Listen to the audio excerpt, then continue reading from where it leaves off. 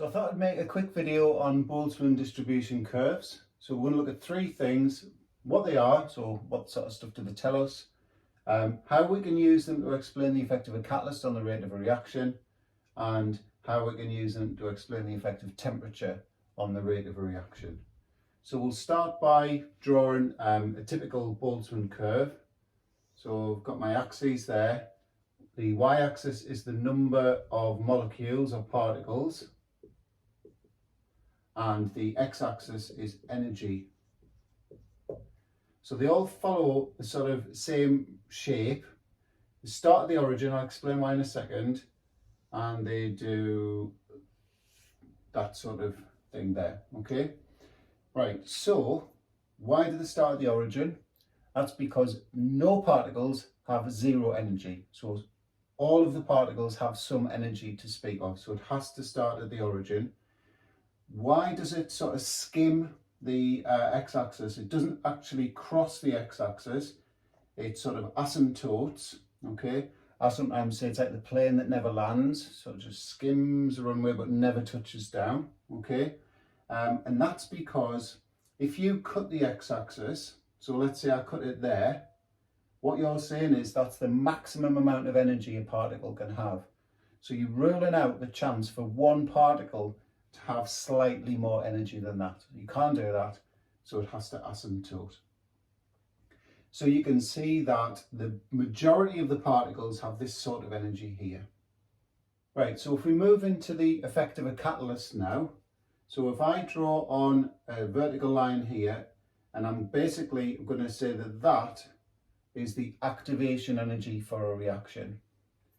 So what we can say is the area under the curve to the right of that activation energy, all of these particles have at least the activation energy, so they would all collide and have an effective collision, okay? So these particles here have sufficient energy to lead to a reaction. These particles, these collide but don't lead to a reaction, so because they don't have the activation energy. So if we bring a catalyst into play, I'll just get a different coloured pen. So I'll go blue. So if we say that's the activation energy of the catalysed reaction, so with catalyst, you can see that the area under the curve with this new activation energy, this new lower activation energy, you can see it's much bigger now. So as well as all of that area, we've got this new area here. So now there are more particles with enough energy, so greater than the activation energy, so they will all react, okay, or could lead to a reaction. So a catalyst, remember, it provides an alternative route for the reaction with lower activation energy. So the curve helps us to explain why the catalyst speeds up the reaction. Okay, so the final thing we're going to look at is using a Boltzmann curve to explain the effect of temperature. So what we need to appreciate is how the distributions change at the different temperatures. So using the blue pen, I'm going to show the shape of the curve, how the shape of the curve changes when you lower the temperature. So if you think about lowering the temperature, you're giving everything less energy, so you're shoving everything to the lower energy side. So basically the curve still starts at the origin, remember no particles have zero energy, and it goes much higher, but it still asymptotes, okay? So that activation energy that I've just rubbed out, I'll put it back in now, okay? So remember the area under the curve after the activation energy, to the right of the activation energy, tells us the number of particles that can react.